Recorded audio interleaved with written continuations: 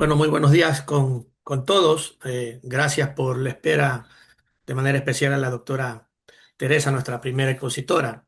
Eh, Muy buenos días con todos. El Colegio de Ingenieros Civiles del Ecuador, el Colegio de Ingenieros Civiles de Manabí, el Centro de Actualización de Conocimientos del 6M, al recordar el terremoto del 16 de abril del 2016, ocurrido en Ecuador hace 9 años, ha invitado a la comunidad académica y científica, a los ingenieros civiles y a los profesionales afines al diseño, construcción, operación y mantenimiento de obras a esta tercera Jornada Internacional de Ingeniería Estructural y Sísmica, con la participación de 6 reconocidos profesionales y académicos, que se llevará a efecto pues, el día de hoy, 19 de abril del 2025, entre las 9 y 18 horas. Escucharemos en esta jornada a conferencias magistrales de destacados profesionales a quienes agradecemos: a la doctora Teresa Guevara Pérez, al ingeniero José Luis Alonso Garrido, a la ingeniera Liliana Troncoso, al ingeniero Fernando Cueto Jiménez, al doctor Héctor Guerrero Bobadilla, al ingeniero Evangelus Manouris. Tenemos participantes de algunos países. Saludamos a quienes se conectan desde los países de Argentina, de Italia, de Colombia, de Costa Rica, de Cuba, de República Dominicana, de España, de Ecuador, Guatemala, Francia, Venezuela, Perú, México, Chile, entre otros profesionales que están interesados y se han inscrito en esta jornada. Este evento ha sido posible llevarlo a cabo gracias a la colaboración del ingeniero Fabricio Villavicencio Peña, presidente del Colegio de Ingenieros Civiles del Ecuador y de Manabí, el ingeniero Daniel Carvajal, vicepresidente del Colegio de Ingenieros Civiles del Ecuador y presidente del Centro de Actualización de Conocimientos del 6M, del ingeniero Sandino Guerrón Ceballos, parte fundamental en la coordinación de esta jornada, eh, a la Asociación de Becarios de la YAICA Ecuador, a su presidenta, la ingeniera Miriam Gallegos, a la parte, al talento humano también que nos colabora con ciertos detalles, al licenciado José David Vélez, a Alison Pavón, a su equipo también. A todos ellos les agradecemos. A continuación, para dar inaugurar esta jornada, le pedimos al ingeniero Fabricio Villavicencio Peña, presidente del Colegio de Ingenieros Civiles del Ecuador, pueda con nosotros expresar sus palabras. Ingeniero Fabricio, muy buenos días.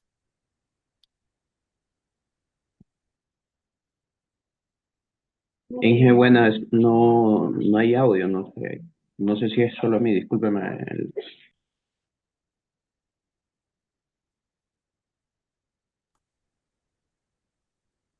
Hola, ¿me están escuchando? Sí, Ingeniero, se le se escucha muy escucha, mal. Sí, Ok, escuchamos bien, Daniel. Sí. se escucha bien, Daniel, sí. gracias, gracias con todos. Fabricio, te escuchamos. Al ingeniero Fabricio Villavicencio, presidente del Colegio de Ingenieros Civiles del Ecuador, le tenemos aquí. Escuchamos, ingeniero Villavicencio. No le estamos escuchando, ingeniero Fabricio.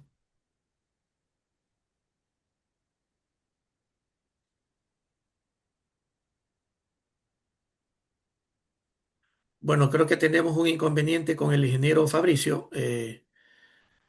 Apenas pueda ser solucionado, podemos tenerlo, ingeniero Fabricio. No le escuchamos.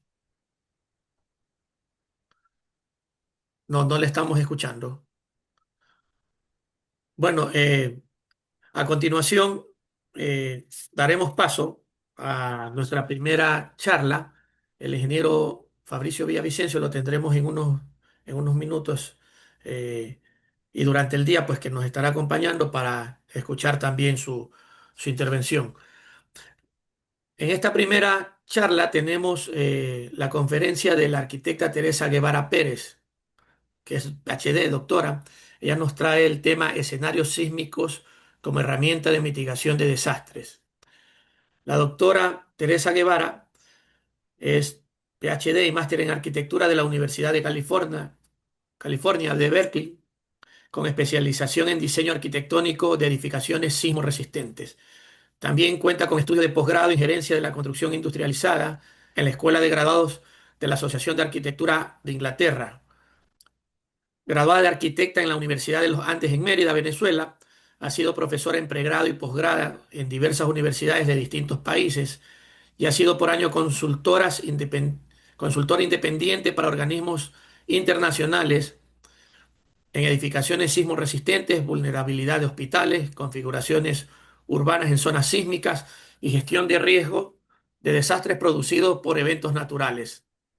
Ha trabajado dando clases y participado en distintos proyectos en universidades de algunos países, como la Escuela Técnica Superior de Arquitectura de Barcelona, en España, la Universidad Politécnica de Cataluña, en el mismo país, en la Universidad eh, Mayor Real y Pontificia de San Francisco Javier en Bolivia, en la Universidad Simón Bolívar, Universidad Central de Venezuela, en la Universidad Nacional Experimental del Táchira, en la Universidad de California, en Estados Unidos, en el Centro Universitario Europeo en Italia, en la Escuela Politécnica Nacional en el Ecuador, en la Universidad La Salle, Universidad de los Andes en Colombia, entre otras. A menudo es invitada para dictar conferencias en inglés y español en diversas instituciones para profesionales e instituciones académicas y ha realizado actividades de investigación laborales y profesionales del más alto nivel. Autora de muchos libros, capítulos de libros, de artículos científicos, ha sido ponente en diversidad de eventos y como destacada profesional ha sido beneficiaria de muchas distinciones y becas. Doctora Teresa, es un placer tenerla aquí, de escucharle esta vez, en esta tercera jornada que nos reúne en conmemoración a cumplir 9 años eh, de recordación del terremoto en Ecuador, en nuestra provincia de Manabí. Buenas tardes. Quería comenzar a ver de una vez a compartir pantalla para comenzar con la conferencia, ya que estamos un poquito atrasados. ¿Me parece bien? Correcto, mi doctora.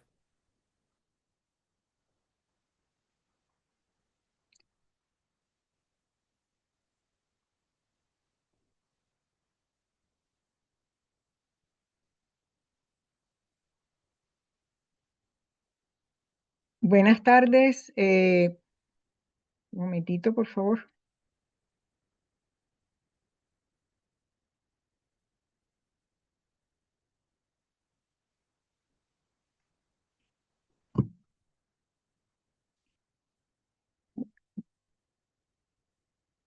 Ups, no sé qué pasó. Allí estamos viendo la presentación en la primera diapositiva. Sí, pero no sé qué pasó que me regresó.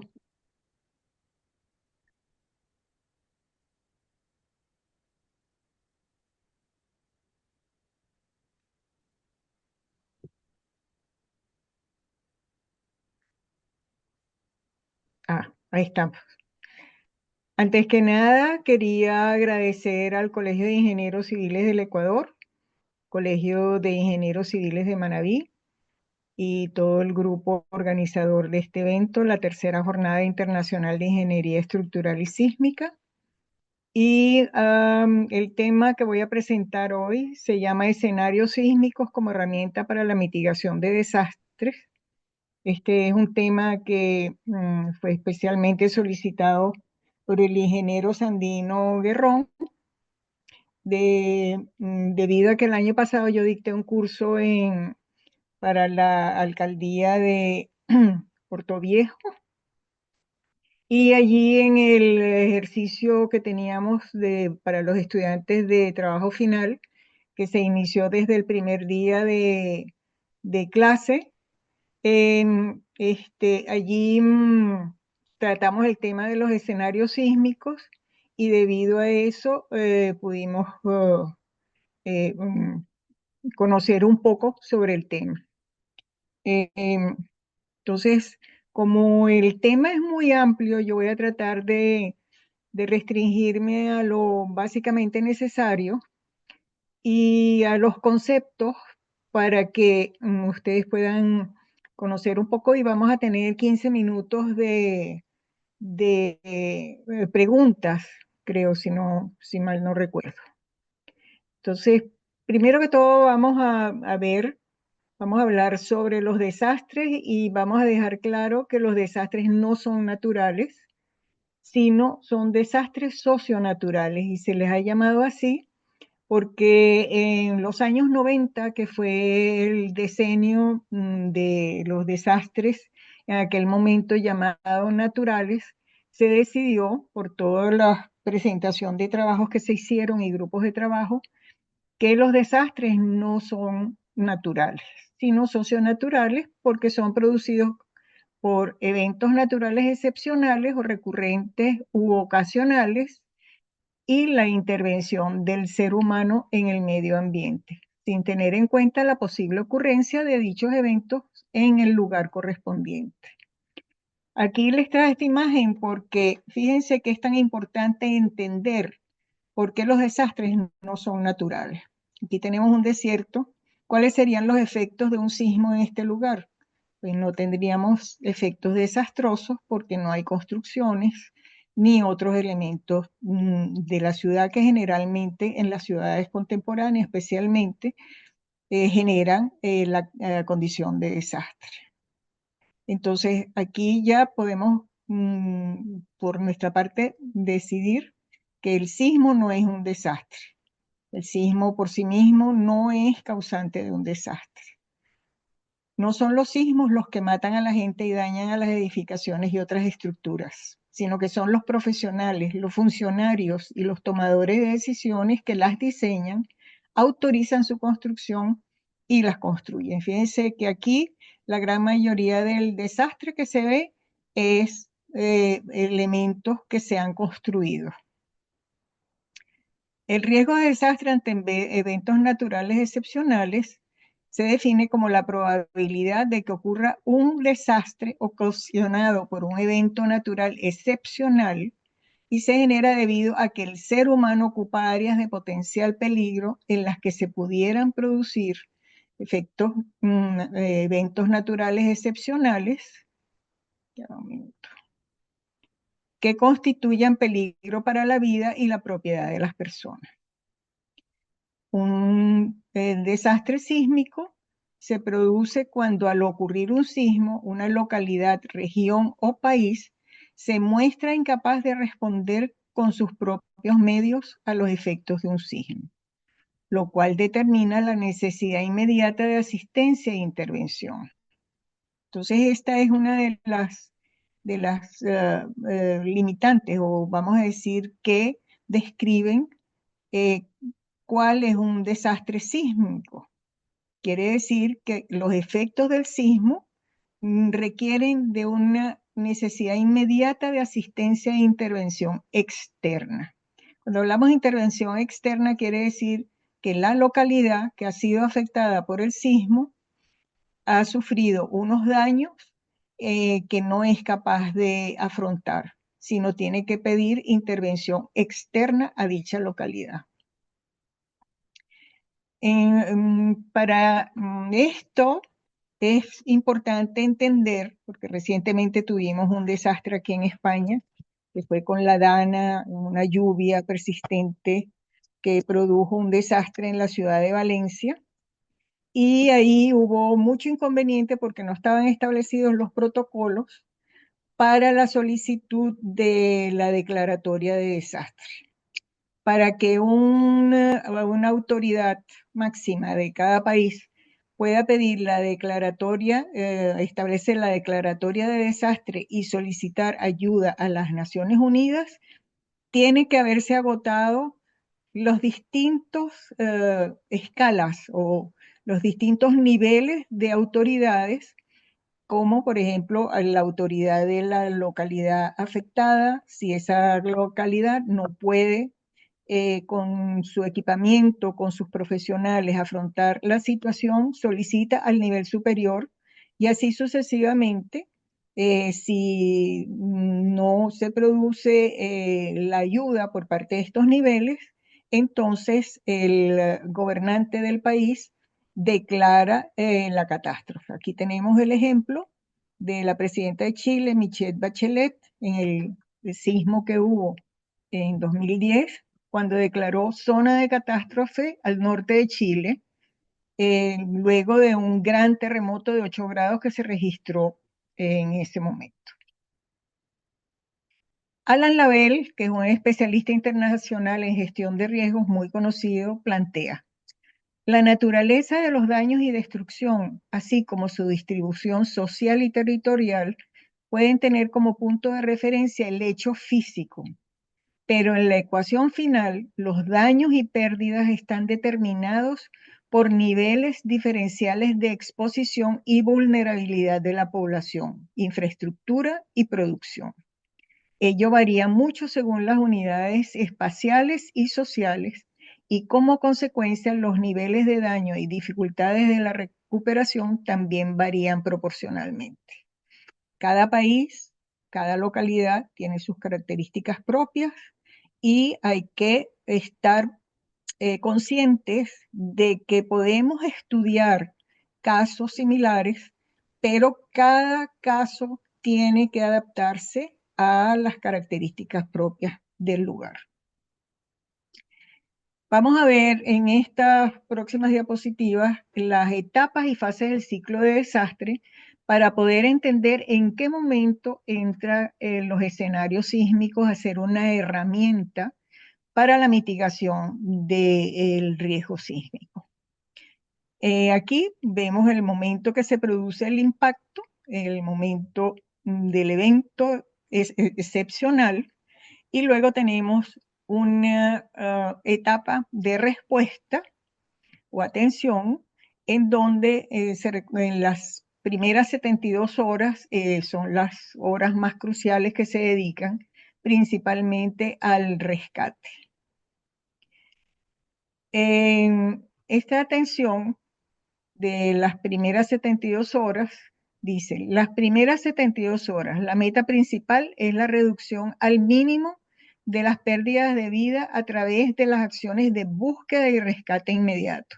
Ahí entran inmediatamente los servicios de atención de emergencia, los bomberos, el ejército, protección civil y todas las organizaciones que cada localidad o país tiene para afrontar esta situación. Inmediatamente después de la emergencia de estas 72 horas, viene la respuesta, que es la atención durante las semanas siguientes. La meta principal es la rehabilitación inmediata a través de reparar con la mayor brevedad posible los daños en la infraestructura de servicios, es decir, agua, electricidad, teléfono, que todo esto generalmente falla y es lo más importante para la atención de la población y para poderse comunicar con los distintos servicios y con el extranjero. Proporcionar servicios necesarios y seguridad a la población que queda en el área, es decir, la atención en hospitales, escuelas y tantas construcciones que pueden proporcionarle alojamiento a la gente afectada. Proporcionar resguardo a los damnificados y normalizar las actividades económicas inmediatamente. Fíjense que en el caso de Chile, por ejemplo, que están tan preparados, a los 15 días ya estaban trabajando en los sitios que no habían sido mayormente afectados debido a la preparación y a la calidad de la ingeniería civil estructural del país. Hubo relativamente poco daño y el país inmediatamente se recuperó. Esta fase de recuperación es el proceso mediante el cual las comunidades en particular y la nación en general que han sido víctimas de un desastre son atendidas para regresar a un nivel apropiado de funcionamiento. Luego tenemos la reconstrucción y desarrollo, que ya el país, una vez recuperado, sigue su etapa de crecimiento. Entonces dice, proceso que sigue un país o área geográfica para alcanzar cotas comparativamente elevadas de productividad económica, bienestar social y calidad de los bienes y servicios ofrecidos. Esta fase puede comenzarse desde el momento en que viene la recuperación y si el país está preparado para ello, pues ya desde esta etapa de recuperación se puede comenzar a reajustar. En cuanto a la mitigación, ya que es la fase más importante donde vamos a entrar nosotros y la que más nos interesa en este momento. Es el conjunto de medidas que pretenden reducir la vulnerabilidad de la población frente a fenómenos de tipo natural o humano. Es decir, buscan incrementar la capacidad de la población para manejarse frente a un medio ambiente potencialmente hostil. Este es una etapa muy importante porque generalmente vemos lo que ocurre en el momento que se produce el evento. Pero en estas situaciones no se puede improvisar. Eso es indispensable, se viene diciendo desde hace muchas décadas. Las Naciones Unidas han insistido, y ya lo vamos a ir viendo, cómo en el momento que se produce un evento, tiene que haber habido etapas previas de mitigación del riesgo que ocurra un desastre. Entonces tenemos la mitigación. La mitigación la podemos dividir en dos partes, que es la preparación y la prevención. La mitigación, entonces, es un conjunto de medidas que pretenden reducir la vulnerabilidad de la población frente a los fenómenos de tipo natural o humano, es decir, buscan incrementar la capacidad de la población para manejarse frente a un medio potencial y hostil. Entonces tenemos, por una parte, que es la que más nos interesa a nosotros, la prevención.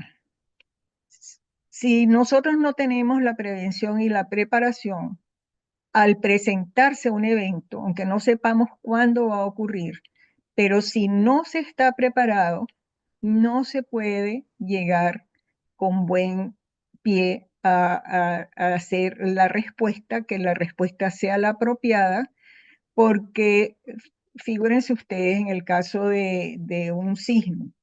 Si hay edificaciones que se caen, que se dañan, como si no se sabe quién tiene la maquinaria para poder levantar esos edificios o los escombros de esos edificios, cómo va a ser para tener una respuesta inmediata? Aparte de eso, la prevención, pues en la prevención entra la formación de los profesionales que van inmediatamente a acudir al lugar para poder hacer las evaluaciones y decir qué edificios se pueden rehabilitar, qué edificios no se pueden rehabilitar. Como les dije, no vamos a entrar en los detalles y eh, dentro de esta etapa es donde vamos a entrar con los escenarios y los simulacros. Aquí tenemos el subconjunto de medidas que tienen como finalidad controlar los fenómenos que pueden causar un desastre o eliminar la probabilidad de su ocurrencia, así como proteger los elementos expuestos al peligro. O sea, de esta fase de mitigación depende que esta respuesta y esta recuperación sean exitosas y que podamos llegar lo más pronto posible a la etapa de reconstrucción y desarrollo continuado para que el país siga adelante. Cuanto a la preparación, es el subconjunto de medidas que le permite a las autoridades, a las organizaciones, a las comunidades y a los individuos responder rápida y efectivamente ante situaciones de desastre. Se incluyen la formulación de planes viables, es decir, se tienen protocolos establecidos de cómo atacar las distintas fases de la etapa de respuesta y de recuperación, la formulación de planes viables, el mantenimiento de los componentes de los planes, porque si nosotros no mantenemos, es decir, quienes toman las decisiones, no tienen en sus manos el mantenimiento de los componentes, ¿cómo se puede realizar esa respuesta? Los bomberos pues tendrán que tener todo su equipamiento, su entrenamiento, su formación. Fíjense que generalmente vienen brigadas de otros países, en el caso de los terremotos lo vemos muy bien cuando llegan las brigadas de los perros que entran en las escombros de los edificios a buscar si hay personas vivas. Si ese equipo no se tiene preparado, ¿cómo van a llegar estos grupos de gente? ¿Dónde se van a hospedar? ¿Qué van a comer? ¿Qué van a hacer con los perros? Claro, ellos tienen sus propios protocolos para llevarlo a cabo, pero si no encuentran a la persona indicada que sea el contacto para poder hacer todos esos trámites, no se puede inventar de un momento para otro. Entonces, fíjense aquí, yo quise hacer una comparación entre modelos para la mitigación de riesgo sísmico. Tenemos así una localidad que cumple con todos estos requisitos y vemos cómo una vez que llega el próximo evento viene una respuesta, una recuperación, el desarrollo y la mitigación en donde se va a hacer la evaluación de qué pasó con las situaciones anteriores, qué falló y qué no falló. Y se puede dar el proceso inmediatamente. Tenemos aquellos países que tienen muy poca preparación y vemos cómo la respuesta se hace larguísima y se monta dentro de la fase de recuperación. Ahí están paralelamente, o sea, no se termina una y empieza otra, sino que paralelamente, y eso se puede alargar, hay muchos sitios. Yo he ido a lugares, zonas, por ejemplo, el caso del terremoto de Loma Prieta, que afectó la ciudad de San Francisco, en California. Eh, yo regresé al cabo de unos 8 años, ahí era donde yo me gradué, justamente me gradué el año del terremoto, que fue en el 89, y había zonas de Oakland, que fue la zona más afectada, donde se cayó un viaducto de un puente elevado, una autopista elevada, y esa zona en Oakland no había sido recuperada. Entonces, ¿qué es lo que ocurre? Que hasta que llega al próximo evento no da tiempo de hacer todos los preparativos de la mitigación porque se ha ido quedando la etapa de recuperación. Y aquí tenemos, cuando está todo en su debido lugar, cómo el periodo de respuesta es corto, la recuperación es corta y la localidad puede seguir su proceso de reconstrucción y desarrollo y la preparación para todas estas fases de la mitigación, es decir, de la prevención y de la preparación para el próximo evento. Entonces allí vamos a ver qué se llama riesgo sísmico. Es la probabilidad, siempre en el riesgo vamos a estar mencionando el tema de la probabilidad. Es la probabilidad de que en un lugar determinado y durante un periodo de tiempo particulares y debido a la vulnerabilidad sísmica, aquí vamos a oír bastante a menudo el tema de la vulnerabilidad y la amenaza, debido a la vulnerabilidad sísmica de los componentes expuestos, puedan producirse pérdidas humanas y o materiales como consecuencia de un evento sísmico. Los efectos del sismo pudieran ser de tal dimensión que produjeran un desastre. Entonces, el riesgo a que se produzca un desastre debido a un sismo lo vamos a llamar el riesgo sísmico. El riesgo a que se produzca un desastre debido a los efectos originados por un sismo es la probabilidad de que en un lugar con una peligrosidad o amenaza sísmica determinada durante un periodo de tiempo particulares y debido a la vulnerabilidad de los componentes de la ciudad expuestos, se pudiesen producir pérdidas humanas y materiales. Los parámetros que intervienen en la evaluación del riesgo sísmico en las ciudades contemporáneas son, como ya dijimos, el riesgo, y ya podemos deducir de allí que va a ser una función de la amenaza por la vulnerabilidad. La amenaza sísmica y la vulnerabilidad que tienen los componentes expuestos. Es decir, la población, ya lo vamos a ver más adelante a qué se refiere, lo que es importante saber es que la amenaza está determinada por las variables de contexto, es decir, la sismicidad del lugar, las características del suelo, y vamos a verlo más adelante en otras gráficas. Estas variables de contexto, nosotros no las como diseñadores o como organizadores el tema de la gestión de riesgo, esas variables no las podemos tocar. Existen, es un conocimiento factual. Ellas están allí y hay que tenerlas en cuenta para poder establecer entonces estas variables de diseño que son las que nos van a permitir reducir la vulnerabilidad. Nosotros solamente podemos entrar en la reducción de las variables de diseño. Bien, pero para eso tenemos que tener en cuenta las variables de contexto. La unión de estas dos, de estos valores alternos, son lo que nos van a definir el riesgo que estamos corriendo de que se produzca o no un desastre.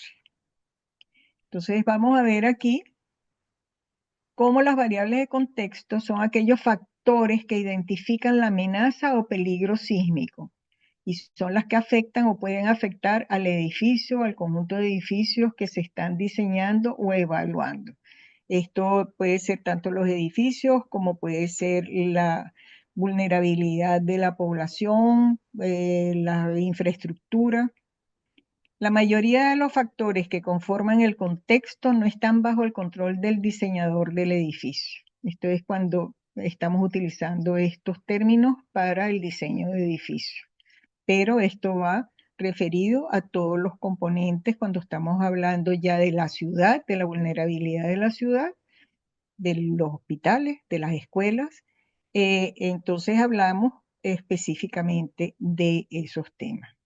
Es decir, no pueden ser manipulados por el diseñador, pero deben ser considerados para diseñar el edificio apropiado para dicho contexto.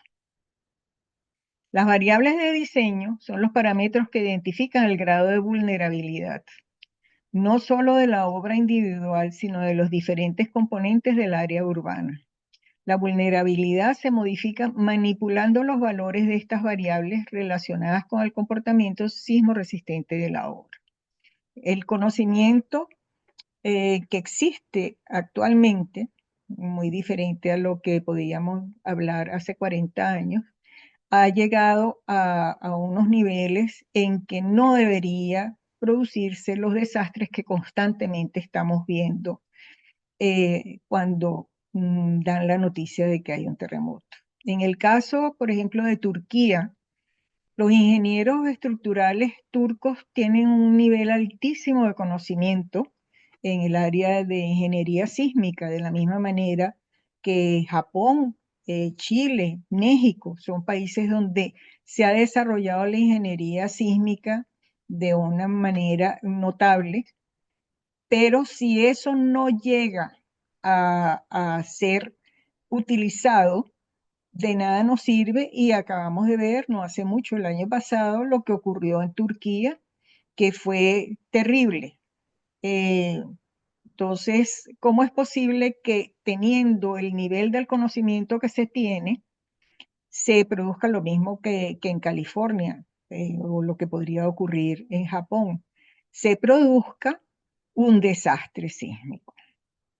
Eso se debe a que no se han manejado las variables de diseño como deberían haberse aplicado. No es solamente un problema de conocimiento, sino un problema de aplicación, de llevarlo a la realidad. Entonces tenemos las variables de comportamiento, que es lo que nos define el riesgo. Son probabilidades que permiten evaluar si el edificio o cada uno de sus componentes actúan de una manera apropiada. Acuérdense que estábamos hablando de que en esta parte todos son probabilidades.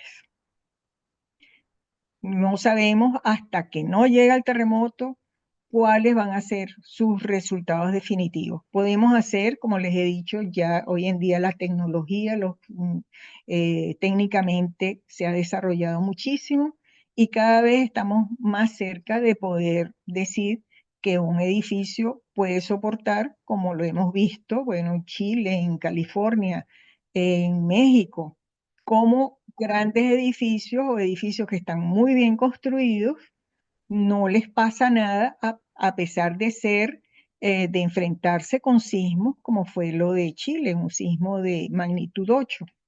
Entonces, estas variables de comportamiento son los parámetros que permiten evaluar si el edificio o cada uno de sus componentes actúan de una manera apropiada para el contexto sísmico donde se va a construir. Es decir, para medir las probabilidades de que la solución de diseño escogida en el contexto específico donde se va a construir tendrá un comportamiento determinado por los diferentes niveles de desempeño.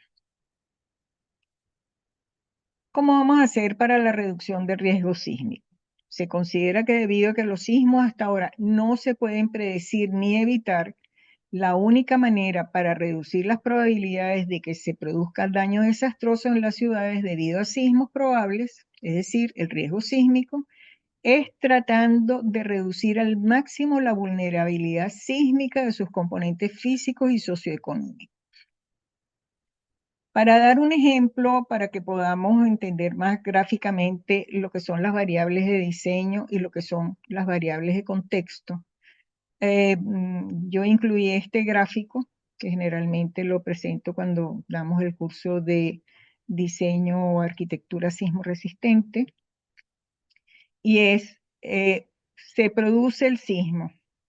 Tenemos la frente de ondas que se transmite a través del basamento rocoso y llegamos a un lugar determinado. Allí podemos tener unas capas del suelo que van a producir un comportamiento de la superficie donde está asentado el edificio, y estas serían la X1 y la X2, las variables de contexto. Es decir, esto no lo podemos modificar. Las características de las vibraciones no las vamos a poder modificar. Y los estratos o capas del suelo, la verdad es que nos resultaría bastante poco económico intentarlo, y en el momento en que queremos modificar esto ya pasa a ser una variable de diseño.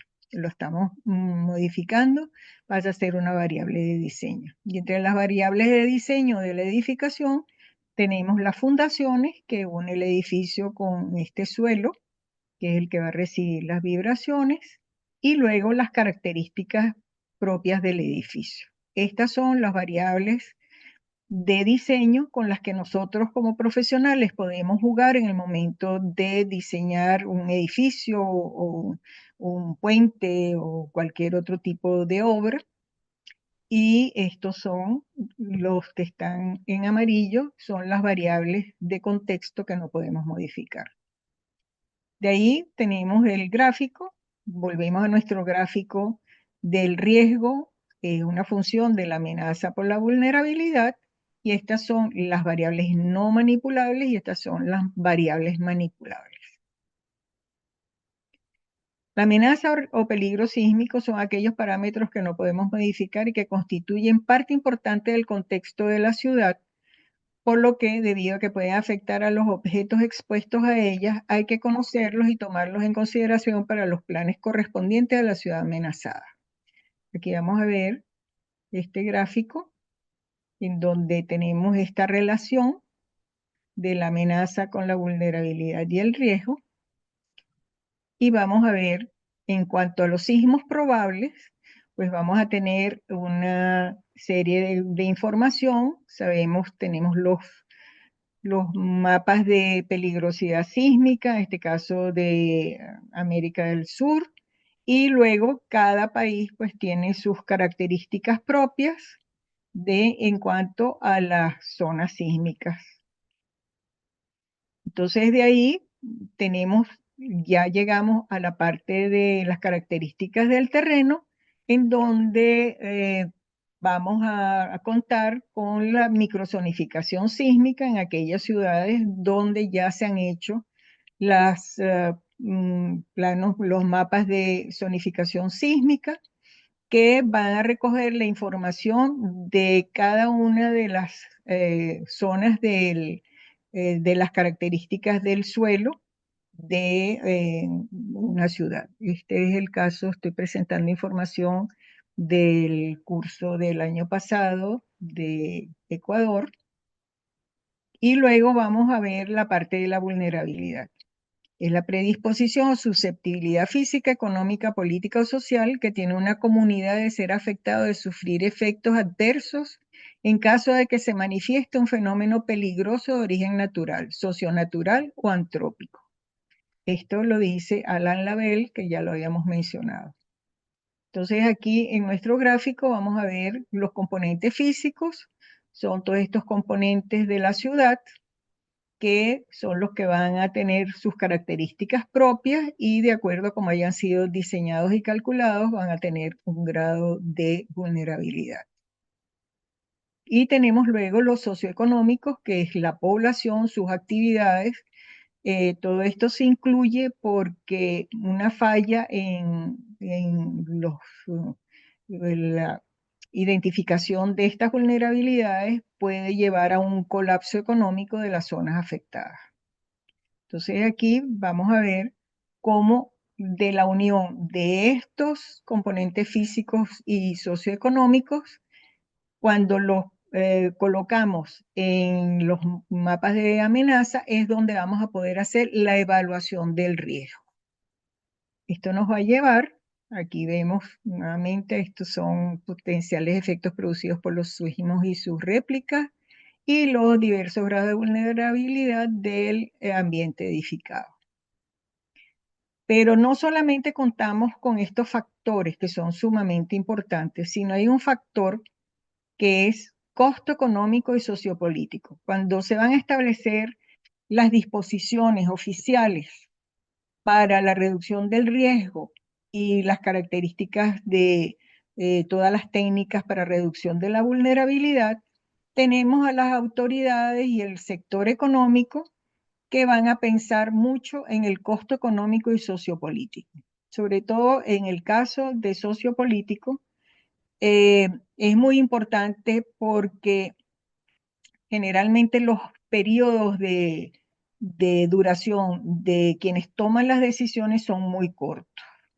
Y al no verse enfrentados o no querer verse enfrentados a una situación de esta, prefieren el dinero invertirlo en lo que la población puede ver inmediatamente para que lo voten en las próximas elecciones y no una amenaza que en algunos casos puede ser de 50 años, como fue el caso de Valencia aquí en España, que son ciclos de recurrencia de que ocurra una dana de agua como la que se vivió, y bueno, no se toman las medidas que se deben tomar. De las herramientas para la mitigación de desastres, ya vimos anteriormente que la mitigación sería donde vamos a entrar nosotros con los escenarios y los simulacros. En toda esta serie de herramientas que tenemos para la prevención, como hemos dicho, la formación de profesionales, técnicos especializados para la reducción del riesgo sísmico, vamos a tener los escenarios y los simulacros. ¿Qué es un escenario sísmico? Es una de las herramientas de la prevención de desastres que permite planificar y responder a los sismos. Representa una simulación de posibles eventos sísmicos, la amenaza, en una localidad. Esto que veíamos anteriormente de conocer la amenaza, tanto de los sismos probables como de las características del suelo, es unos factores que vamos a utilizar en nuestro escenario sísmico. Incluyen los efectos y posibles consecuencias para ayudar a las autoridades y a las comunidades a estar preparados. La elaboración. Un escenario sísmico no es una predicción de un terremoto específico, sino más bien un ejercicio de modelado que considera diferentes parámetros. Entonces aquí vemos, vamos a ver en este caso, fíjense, recuérdense de este gráfico, y vamos a ver un ejemplo para mostrar un caso real de la forma de relacionarlo que se realizó en Ecuador justamente a través de la Escuela Politécnica Nacional de Ecuador con la empresa Geohazards International y el municipio de Quito y Hoyo Corporation, la cual contiene un breve resumen del proyecto que se llama The Quito Ecuador Earthquake Risk Management Project and Overview, que lo realizaron en San Francisco. Aquí tienen el gráfico y vamos a ver, fíjense el gráfico que veíamos anteriormente. En ese estudio se tomaron 3 sismos probables, que lo vamos a ver aquí, ya lo vamos a ver en un mayor tamaño. Aquí tenemos los sismos posibles, tenemos las características del terreno. Yo pude utilizar algunos de los gráficos que logré conseguirlo del estudio y fue muy bueno para poder presentar este ejemplo. Ya lo vengo usando desde hace varios años, está en mi libro Configuraciones Urbanas Contemporáneas en Zonas Sísmicas. Entonces, por este lado tenemos estas características y aquí en esta amenaza se identificaron la intensidad del movimiento del terreno debido a cada uno de estos sismos probables. Entonces, si cada uno de ellos va a producir un efecto en las características del terreno y fíjense que los resultados son diferentes. Eso quiere decir que si estos componentes que tenemos aquí, que son los componentes físicos y los componentes sociales, se ven afectados por alguno de estos sismos, las características del movimiento del terreno, en este caso, que es parte de la amenaza, van a dar unos resultados diferentes, que viene con la identificación de las características de cada uno de los componentes, es decir, los tipos de edificios, los edificios que son de hormigón armado, concreto armado, los edificios que son de tierra, etcétera, están identificados aquí en cada uno de estos, cómo están las tuberías, y al enfrentarlos a estos sismos y a estas características del suelo, van a dar diferentes planos identificando cuál sería el riesgo, que es lo que vamos a tener aquí. Una vez que unimos esta información con esta información, vamos a tener una serie de planos que van a informar cuál es el riesgo. Entonces aquí lo tienen un poco más grande para que vean los gráficos. Y esto, como les dije anteriormente, fue un trabajo que se hizo en Ecuador ya hace bastante tiempo, unos 12 años más o menos. Vamos a ver algunos de los publicaciones más notables, no quiere decir, voy a mencionar solamente algunas, que es muy importante, porque en el momento de hacer los escenarios tenemos que ver qué es lo que han hecho en otras partes. No para aplicarlo exactamente, sino para poder adaptar qué es lo que se está haciendo. Entonces tenemos ejemplos de normativa para escenarios sísmicos. Este caso es en Estados Unidos, principalmente California. Esto es del Earthquake Engineering Research Institute, que creo que fue uno de los que usamos el año pasado en el curso, donde vienen las guías para el desarrollo de los escenarios sísmicos. Ahí viene toda una serie de descripciones, y algo que me pareció muy curioso es que generalmente en las publicaciones ponen todos los derechos se reservan, pero el bajar y reproducir, la bajada y reproducción de este documento se estimula notablemente. Es decir, lo que se llama es que por favor lo utilicen, que esta información que está aquí sea utilizada, sea divulgada.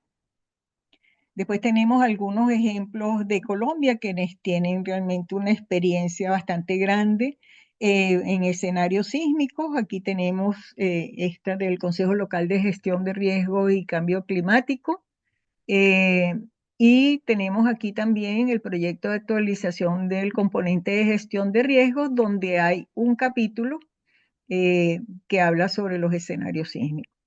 Tenemos ejemplos de la normativa para escenarios sísmicos de Chile, el escenario sísmico en Iquique. Este es una de las primeras, este es el capítulo donde se tratan los escenarios sísmicos. Y ahora vamos a ver qué es un simulacro. Simulacro viene de simular y se refiere a la práctica de imitar o reproducir una situación para prepararse para ella.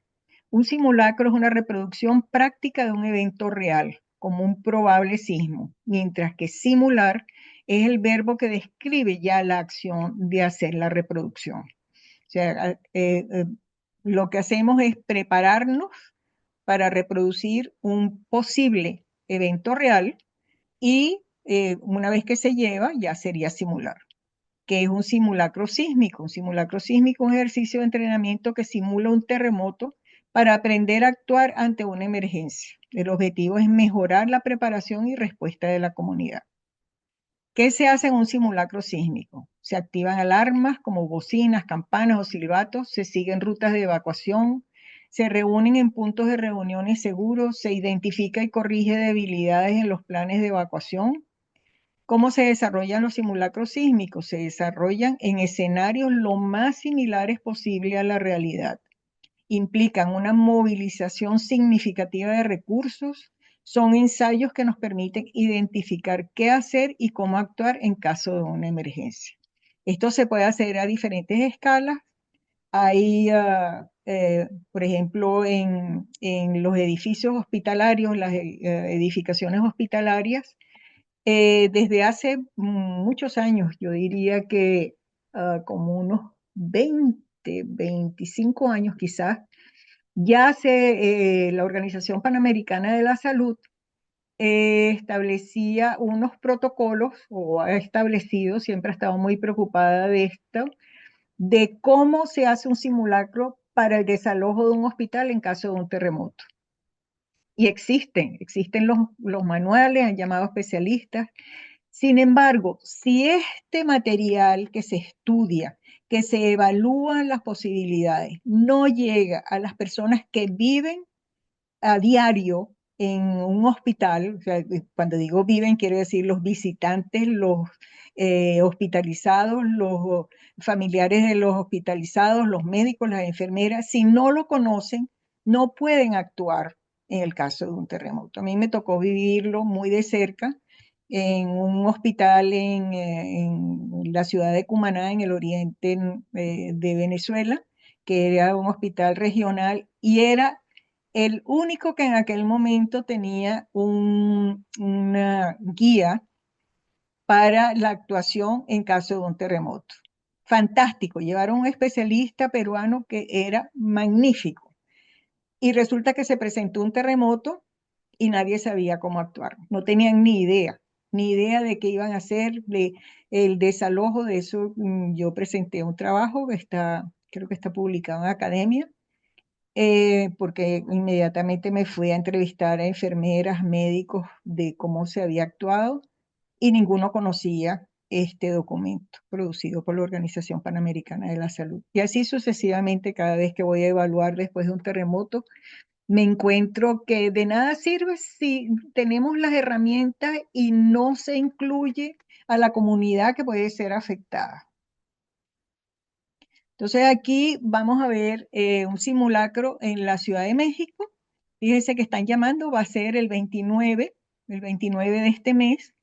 Los mexicanos en eso han sido realmente muy trabajadores y muy desarrollados en este tema, que se realizan simulacros constantemente y en muchos casos son simulacros nacionales, porque la Ciudad de México está afectada por los terremotos que se generan en Guerrero, en la costa de Guerrero, que es donde está Acapulco, y eso está a 350 kilómetros, Ciudad de México, de Acapulco, y tienen un sistema de alerta temprana y la gente está preparada, se hacen simulacros constantemente. Este simulacro, fíjense que yo lo aumenté aquí, dice, durante el simulacro del próximo 29 de abril se echará a andar la nueva cuenta del sistema Cell Broadcast, y ahí desarrolla, explica, dice, señaló que se han realizado pruebas para ver de qué manera se puede mejorar este sistema de alertamiento e indicó que a partir de hoy hasta el 28 de abril, un día antes del próximo simulacro, se estará informando a la población acerca de cómo funciona el sistema.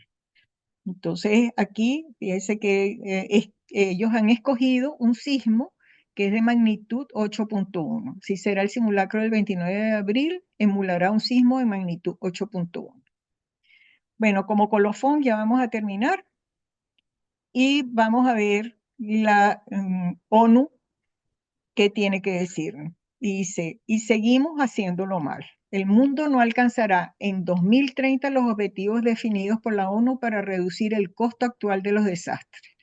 Esta revisión intermedia recomienda urgentemente un replanteamiento del modo como la ciencia del riesgo informa la toma de decisiones con el fin de promover mejores sistemas de alerta temprana, mecanismos de seguimiento de los desastres y formas eficaces de gobernanza del riesgo basada en la evidencia.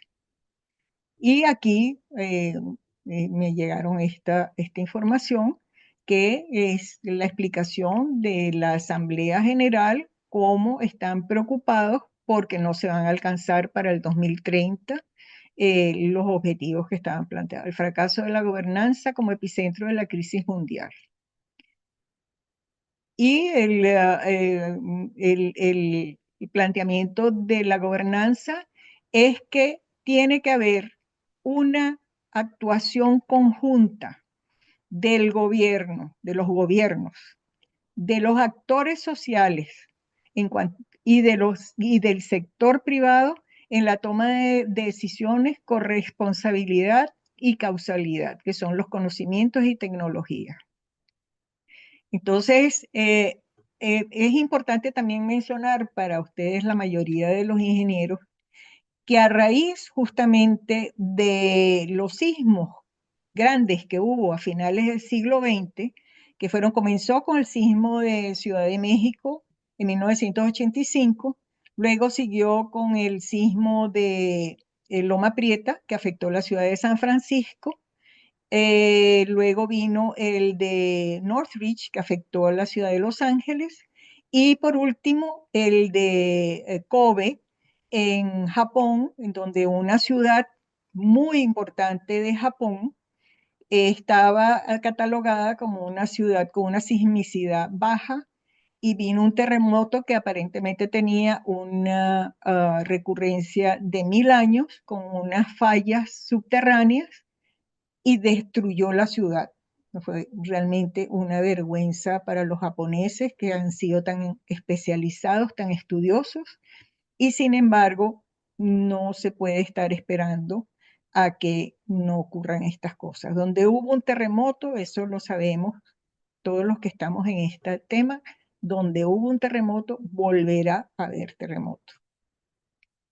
Comenta el doctor Alejandro Linayo, director del Centro de Investigación en Gestión Integral de Riesgos, SIGIR, consultor, etcétera, etcétera, etcétera. Dice él, la gobernanza para la reducción de riesgo de desastre invita a entender, ya va, que es que tengo aquí un señor que entró, la gobernanza para la reducción de riesgo de desastre invita a entender y asumir este reto como una tarea compartida. Esto es muy importante, entre los entes del Estado, el sector privado y los actores sociales. Lo que quería decirles es que a raíz de esos grandes terremotos que hubo, se cambió la filosofía del riesgo sísmico, sobre todo en cuanto a los edificios y a las normas existentes, en donde se incluye la responsabilidad del cliente.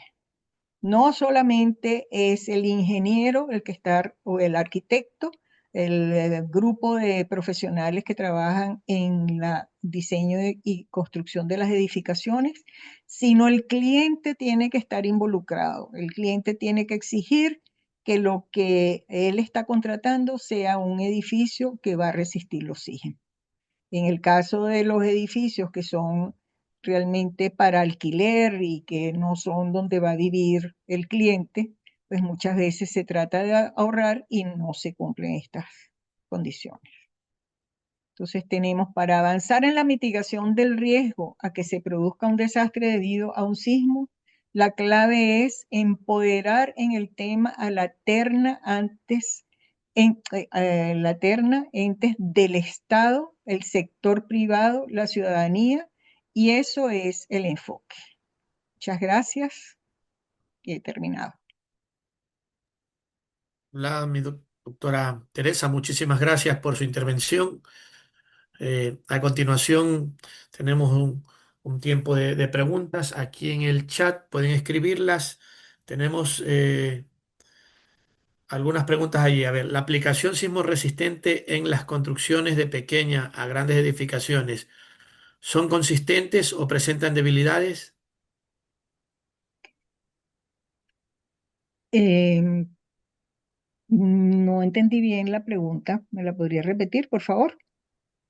Ya, la aplicación sismo resistente en la construcción de pequeñas a grandes edificaciones, ¿presentan debilidades? Bueno, eso no se puede generalizar, eso depende del país, depende de quién está desarrollando las normas, depende de quién está haciendo cumplir las normas. En términos generales, las normas sísmicas no son de obligatoriedad. En algunos países sí. En el caso de Colombia existe una ley.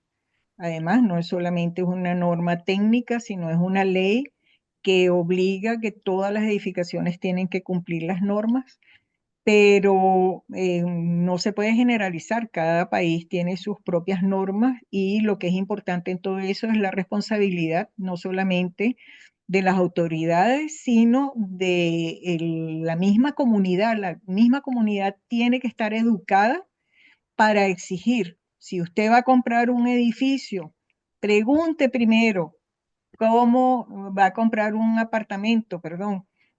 Pregunte qué zona sísmica es esta. Este edificio tiene un cálculo estructural. Es que tiene que ser la comunidad quien exija.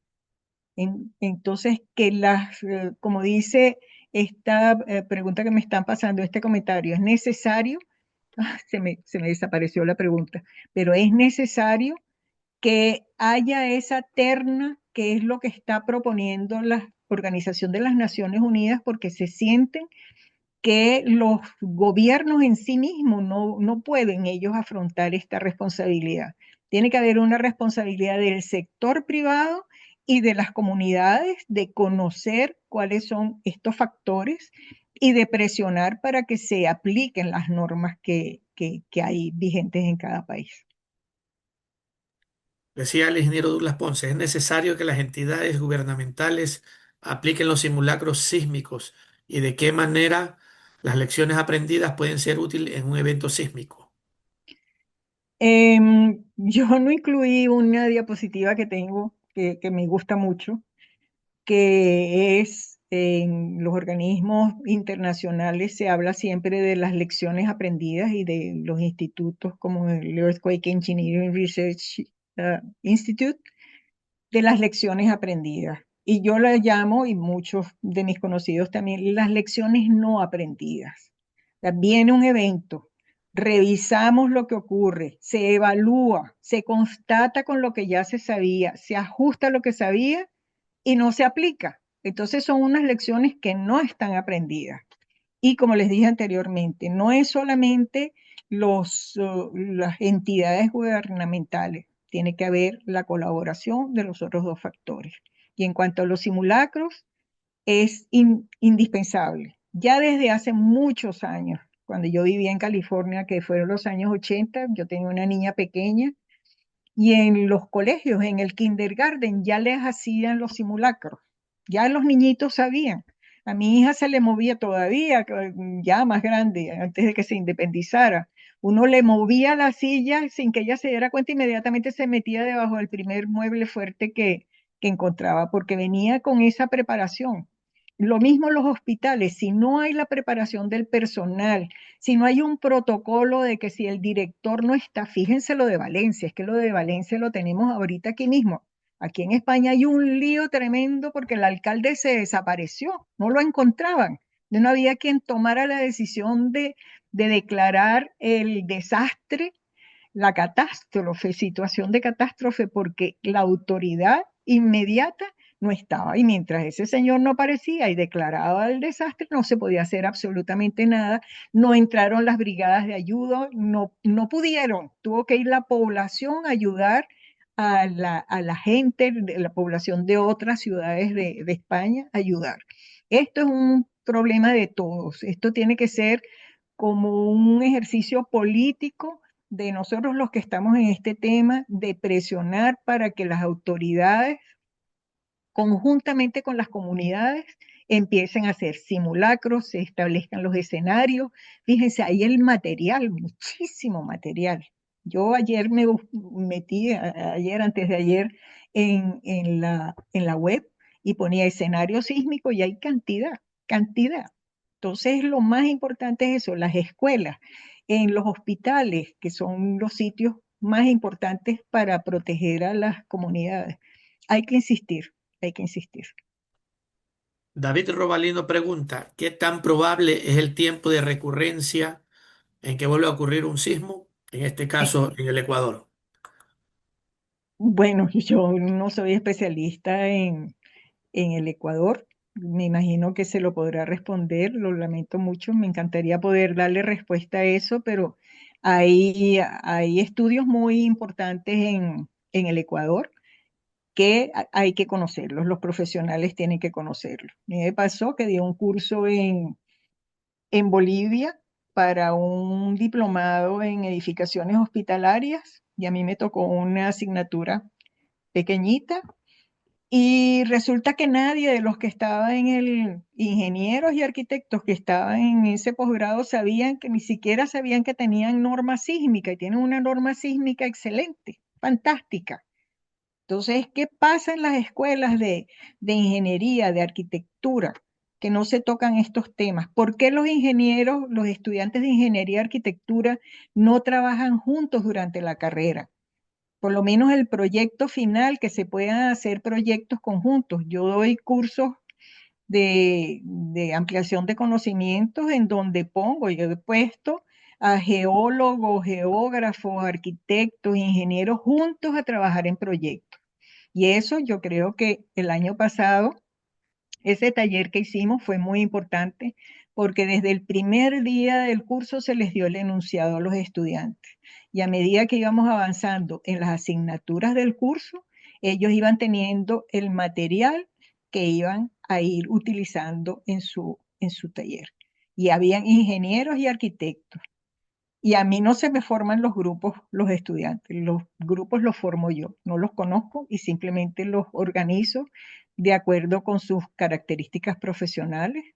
Y es lo más importante porque cuando van a ir a la calle a trabajar no van a seleccionar con quién quieren trabajar, van a trabajar con quien se les presente, con quien esté en el organismo donde van a trabajar.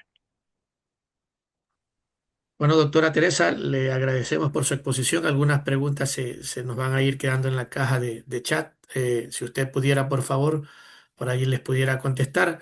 Asimismo, nos sumamos a las múltiples felicitaciones por su excelente ponencia, por su excelente exposición. Por allí también le han dejado algunos saludos. También por ahí veo que también alguien de Paraguay también nos escribía y recordar que justamente al momento de inscribirnos en estas jornadas internacionales, muchos colegas de más de 10 países, como italianos, argentinos, colombianos, costarricenses, cubanos, dominicanos, de España, de Ecuador, de Guatemala, Francia, Venezuela, Perú, México, entre algunos otros de los que recuerdo. Agradecemos una vez más por este espacio organizado por el Colegio de Ingenieros Civiles del Ecuador, Colegio de Ingenieros Civiles de Manabí, y las contribuciones que este grupo de investigadores, de docentes, de profesionales y académicos nos vienen a brindar. Le agradecemos por su tiempo, doctora, y antes de darle paso al siguiente conferencista, le escuchamos en sus ideas finales, sus conclusiones finales. Bueno, estoy muy agradecida por haber sido invitada a participar en esta jornada. A mí me permite este tipo de invitación actualizarme, porque en esta lucha No nos podemos quedar con lo que aprendimos en la universidad. Esto es constante. Yo los invito además a tener placer de poder contribuir a que se reduzcan los desastres y sobre todo en el área sísmica que son tan tremendos. Muchísimas gracias.